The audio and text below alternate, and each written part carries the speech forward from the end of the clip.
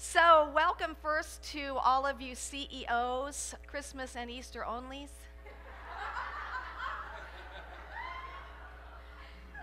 You know, the great thing about Unity is we are a no-guilt church, and I love that. I just think that's so much fun. And if you do come just on Christmas and Easter, we are delighted that you are here with us whenever you are here with us.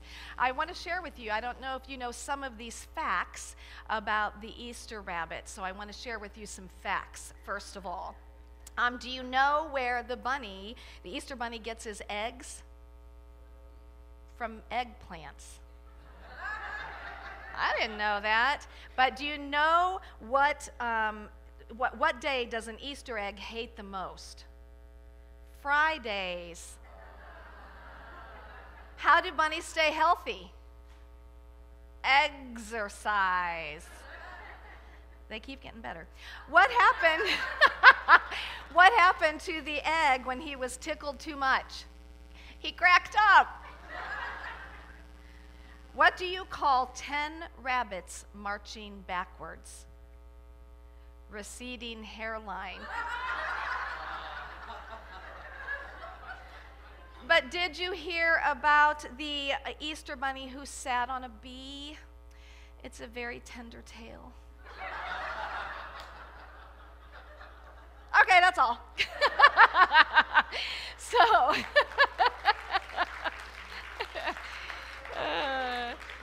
So today is Easter. I first want to tell you that in Unity, we don't just believe in Jesus, we believe in what Jesus said. And he said that you are the light of the world and that the kingdom is within you. In Unity, we do not believe that Jesus died for our sins, but rather we believe that Jesus lived for our awakening, and I love that. Bishop John Shelby Spong, who I'm going to be sharing some of his things with you this morning, said that one of the things that he admires the most about Unity is that, and I love how he puts this, is that we do not wallow in the medieval pit of original sin, and as a consequence, we escape the burdens of a theology of guilt. And he reminds us that guilt is the gift that keeps on giving. And isn't that so true? Now, there's a lot of really wonderful things that we can glean from the Easter story. I have to tell you, throughout these last weeks, I've been opening myself up to, how do I want to focus today? And I couldn't quite get clarity, so I'm going to share a lot of different things today. I'm going to share with you first some ideas of the ways that we could look at the Easter story. We could look at the Easter story through the lens of standing in authenticity and standing in integrity with who you came here to be. Authenticity and spiritual integrity, no matter what the price.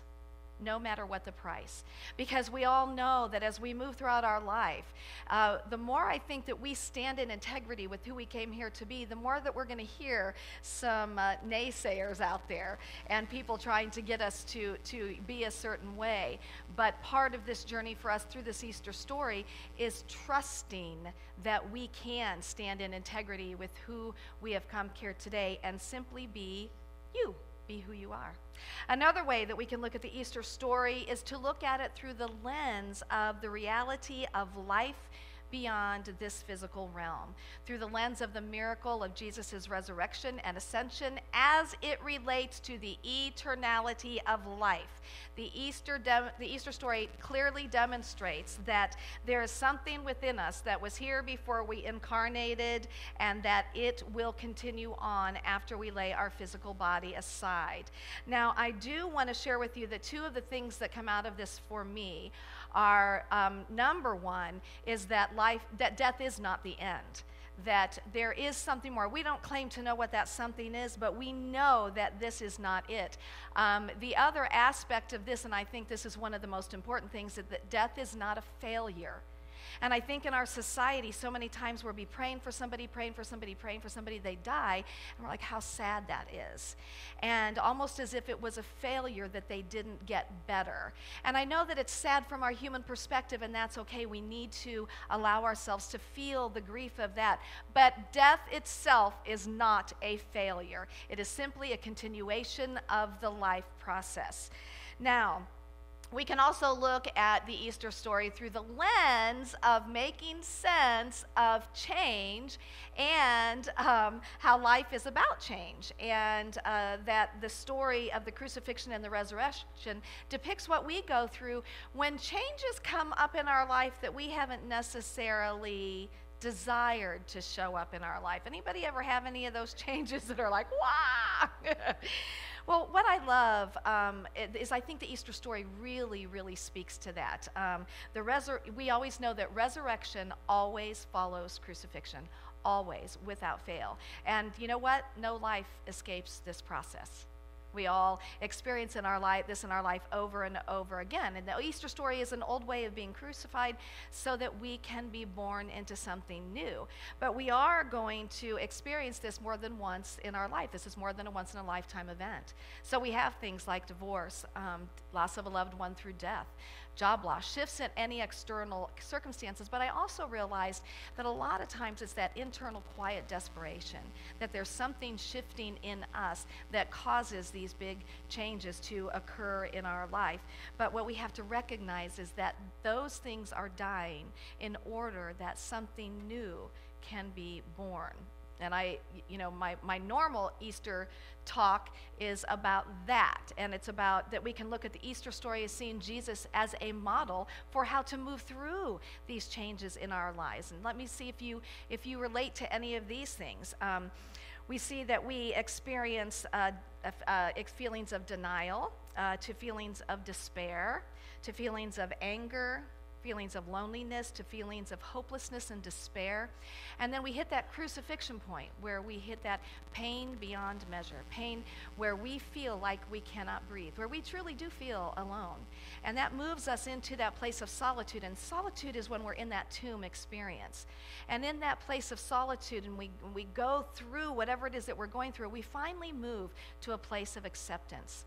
And as that stone starts to get moved away, that's when we start to see those pinpricks of light. And all of a sudden, for the first time, you feel like you can breathe. And how many times when you've gone through something that's been that big and that extraordinary and that painful, do you have a day where at the end of the day you realize, I'm okay. I did okay today. And that's that point at which the stone is being rolled away. That's the point at which we are truly moving into our resurrection and our ascension experience. And this is where we find a new normal. How many times have we had to find a new normal over and over again? But we find a new normal, and we finally can see that there was a blessing in all of this somehow. Because the reality is, at the moment anything occurs, God, the universe love, is working everything together for the greater good of everyone. So for the remainder of today, what I want to focus on is I want to focus on that the answer is always love. The power of love through the practice of forgiveness. And how when we move through this practice of forgiveness, that truly that allows us to be more present in what I believe is the greatest miracle of all, and that is life. A life that you and I are living right now. This is the miracle, my friends, right here. You know, how many times when we hear that somebody's pregnant, and what do we call it? We call it the miracle of life, don't we? You know, and it is, isn't it? It's amazing when you think about how that life is created. And we look at that, and we can look at these babies, and we can look at these children, and we can look at these toddlers. It gets a little bit harder when we start looking at the adolescents and the teenagers, and we're starting not to see the miracle of life so much anymore. Not in you guys. You guys are always the miracle of life. Only, yes. You guys are special. My point is that we get to this place where we forget, my friends, that we are the miracle. You and I were those little cells that came together. We were the miracle of life, and that has never changed. This right here that is happening to us right now, this is the greatest miracle. It is our life. And from this Easter story and from Jesus' teachings in general, we have been given a way to live this life, really what I would say to the greatest glory of God, to the greatest expression of the goodness and the light and the love that we have truly come here to be. Now, I love that what John Shelby Spong said. He said, the human and the divine are not separate. Rather, the human is the vessel in which the divine lives. And I want us to really take a moment and think about that. Because we don't usually wake up in the morning and go, wow, the divine is right here. How many of us wake up and look in the mirror and say that first thing? How many of us have said that in the last 20 years? How important is that? This human vessel right here, the human vessel that you are in, houses the divine God. That's the greatest miracle. That's amazing, isn't it? Feel that for a moment. Feel that. Let yourself know and sink into that and feel that you are that. You are the divine. Now, I know that traditionally a huge part of the Easter story is based around life after death. It's based around, man-made rules about what I have to do, and my whole purpose is to get to the great hereafter because of all the things that are going to happen in the great hereafter. But what about life before death? It's a concept, isn't it? Life before death, and living it to our fullest potential. Our master teacher Jesus said, I came that you may have life and have it abundantly. That my joy is in you, that your joy may be made full. You know, we're here to live. And when we're not living this life to its fullest potential, we are really not serving the greatest that we have to serve in this world. Okay, so I'm going to talk about this process of love through the process of forgiveness and moving into this greatest miracle of life by talking about the Easter story itself. So I'm going to give you a synopsis of the Easter story. Okay, here we go. Jesus was betrayed by Judas, and we're going to talk a little bit more about that. He was denied by Peter. He was humiliated, mocked, tortured, and beaten by the soldiers. And he was excruciatingly, painfully crucified. He died. His body was placed in a dark tomb with a stone rolled over it. They took the stone away. He had resurrected, and he ascended to sitteth in heaven at the right hand of God the Father Almighty, maker of heaven and earth. I don't know if many of you know the Apostles' Creed, but I grew up with that. That's what comes up for me. So that's the Easter story in a nutshell. Okay, so what Bishop Spong wants us to look at first is the supposed betrayal of Judas, the seeming betrayal of Judas. And here's what he says. Without Judas sacrificing himself, Jesus would not be remembered today. And that the word sacrifice means to make sacred. Isn't that interesting? It means to make sacred. And Judas is often condemned as the one who loved Jesus the least, and yet he may have been actually the one who loved Jesus more than anyone, because he served as a catalyst for the glad surprise of the resurrection to take place. So hold on to that for a moment, because it's a whole different way to look at Judas, that he's not this bad guy that quote unquote betrayed him in the bigger picture of things. Now, and I'm going to see how you guys react to this, because we're going to look at Jesus on the cross. You don't often see this in a Unity church, right? Now, I've got to tell you that from my personal experience, I couldn't look at this. I'm going to tell you really up until last week. Truly. The cross did not mean something beautiful to me. This did not mean something beautiful to me. It brought up all kinds of the old stuff, the sacrifice, the blood. You know, my instant thing was the blood, the sacrifice. I'm a sinner. It just brought up all these negative things for me, and so I just didn't have crosses around anywhere. And then when I listened to a talk that Bishop Spong did, it totally just shifted how I was able to finally look at this. So let's look at this Jesus on the cross. He's rejected, he's betrayed, he's denied, and he responds not with defensiveness, but by loving those who reject him, who betray him, and who deny him. He is forsaken, he's mocked, he's tortured, he's humiliated, he's killed. And look at his response. He loves those who forsake him. He prays for those who are torturing him, and he pours his life out for those who will take that life away. And I think that one of the most beautiful and most powerful points of this story is that some of his last words, now I want you to really understand what this man went through. This man went through more than any of us can even possibly begin to relate to. You know, even just if you look at the last, week or the last weeks of his journey, but how he was treated, how he was shunned. He was made to carry this heavy cross. He was so incredibly humiliated.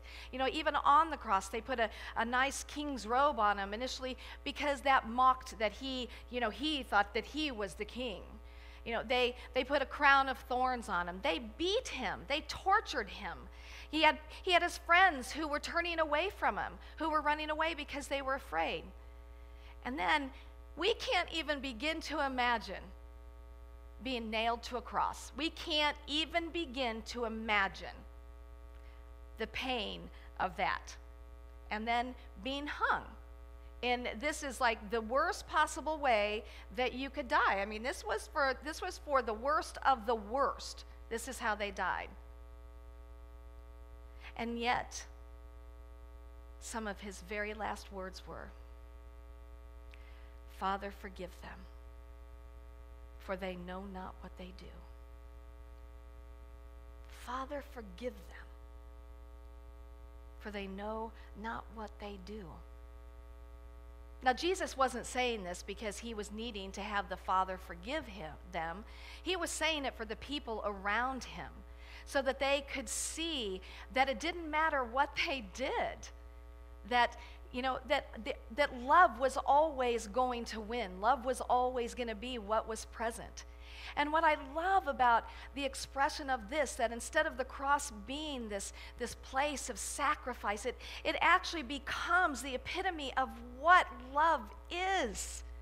That in the last moments, through the worst possible experience that you could possibly have, we have our master teacher reminding us that even in that, these things and greater you can do and more. Even in that, I am still going to love you. I'm still going to love you. There's nothing you can do. I'm still going to love you. Now that's easy to say, isn't it? Not so easy to always do. And in our humanness, I'm sure that we're wanting to say, oh yeah, sure, I don't really believe that they didn't know what they were doing. They definitely knew what they were doing. I'm going to forgive them because that's the right thing to do, but they definitely knew what they were doing. So let's look at this from a different perspective for a moment. What we can look at is that our critics or our so-called enemies are really our best friends in disguise. And why is that? Because such people push us to new levels of being and make us do things that without their assistance we wouldn't do. Such as, they make us pray when we may not want to pray, or when we may not have a spiritual discipline to pray. They make us reach out to something beyond ourselves. I know for myself, as I was looking at this, I've had experiences where I've had to really work with this. And what it has helped me to do is it has helped me to say, am I walking my talk? Am I walking my talk? Or am I going to stay in a defensive mode, talking about the people who are saying things or doing things and trying to get everybody else on my side and keeping them separate from me? Or am I going to allow this experience to expand me to be a greater expression of the light that I desire to be? And you know what? It is always that choice. It is always that choice. I promised you, you are always at choice in this every single moment. Every single moment. So these people, these experiences, when we say, Father, forgive them for they know not what they do, here's the thing that happened. They're actually making us become so large for God and access dimensions of our being that we would not touch without their help. So just from that perspective, forgive them for they know not what they do. They're making me better. Woohoo! That's always the choice that we have, always. And when we move from this consciousness and we choose that, okay, I'm going to let this come up, I'm going to look at it, and how can I make myself better in this situation? Then guess what? There's no power that anybody has over you. It just can't happen, because it's about healing ourselves. And as we heal ourselves, we heal the world. But here's what I want to say. This is not just about the big stuff. It is about the big stuff too. But here's what I want to say today, my friends, is this about everyday journey, our everyday interaction with people, and how we get caught up in little snits of things, how many of us think we're right about something, and we get our little heels put in, and by golly, I'm right. And because I'm right, you're wrong, and I'm going to stay here, and I'm not going to think about it any further. In fact, I'm not even going to really be your friend anymore. I'm not going to acknowledge you. I'm just going to act like you don't exist because I'm right and you're wrong. And this is where we have to wake up. We have to wake up, because if we can't do this in our daily lives, my friends, we are not going to awaken this world. Our awakening is one person at a time. And I'm going to invite you to point. Just point. How many are pointing out and how many are pointing back? 3 pointing right back at you. 1 pointing out. So you can point all you want to somebody out there who's responsible. Somebody out there is the reason why you don't have peace. Somebody out there is why you can't forgive. You got 3 fingers pointing right back at you. Saying, no, it comes back here.